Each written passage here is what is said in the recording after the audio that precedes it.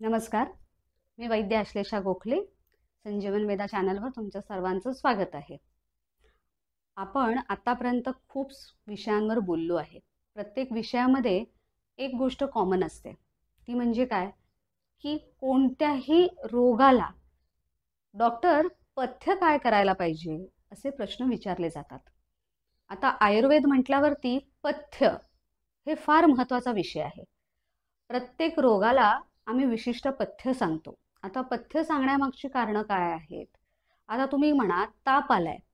ताप आलेल्या माणसाने जर त्याच्या जेवणामध्ये मिसळपाव, पराठे असे जे पचायला जड असे पदार्थ जर तेव्हाच खात राहिला तर ताप वाढणार आहे.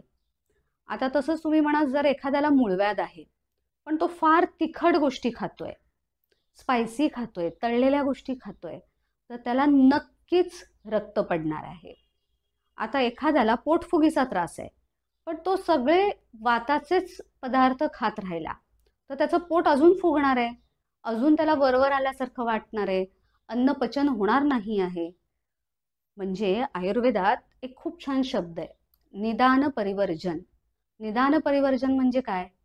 कोणत्याही रोगाला उत्पन्न होण्यासाठी काही कारणं असतात. त्या कारणांवर आपण कंट्रोल आणणं म्हणजे ते कारण कमी करणं. त्याच्यामुळे होणारे खूप फायदे आहेत शारीरिक.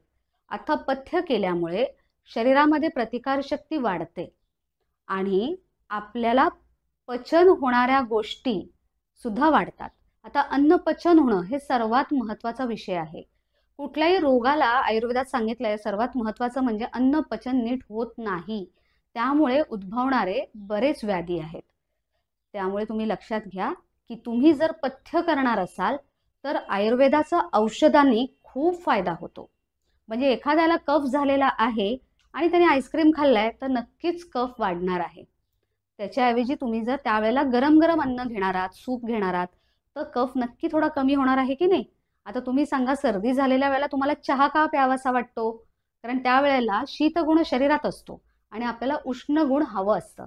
त्यामुळे आपण म्हणतो गरम गरम चहा पिऊया, काढा पिऊया, ज्या गोष्टीने आपल्याला खूप बरं वाटेल.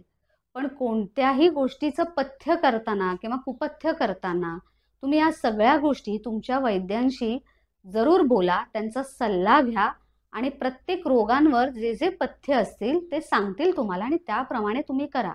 त्यामुळे तुम्ही बघा आयुर्वेदात पथ्याला फार फार महत्त्व आहे. निदान परिवर्जन हा कधीही विसरू नका. धन्यवाद.